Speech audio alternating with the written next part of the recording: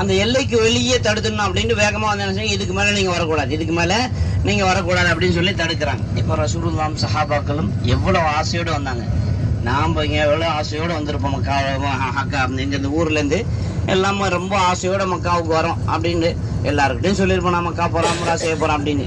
நம்மள ஏர்போர்ட்ல வச்சு சும்மா ஒரு நிமிஷம், எப்ப உங்களுக்கு இன்னும் விசா அடிக்கல, இல்ல ஏதாவது ஒரு பிரச்சனையால போக முடியாது நீங்க எப்படின்னு சொன்னா நமக்கு எப்படி இருக்கும்?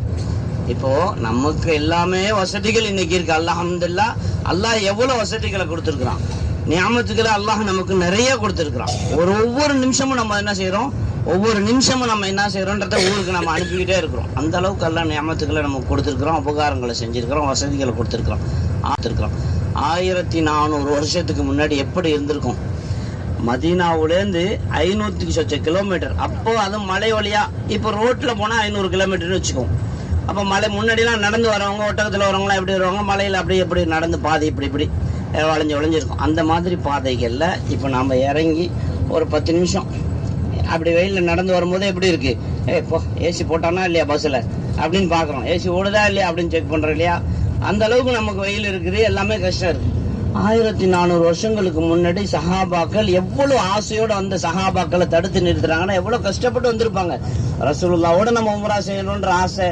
அப்போ கஷ்டப்பட்டு ஒட்டகத்துல, என்னது அங்கேருந்து மதீனாவுல இருந்து ஒட்டகத்துல வராங்க எல்லாரும். ஏன்னா அது மாறி மாறி சில சமயங்கள்ல கொஞ்ச நேரம் நீ நடந்து வா, கொஞ்ச நேரம் நான் ஒட்டகத்துல வரேன், அந்த மாதிரிலாம் கூட பேசிக்குவாங்க.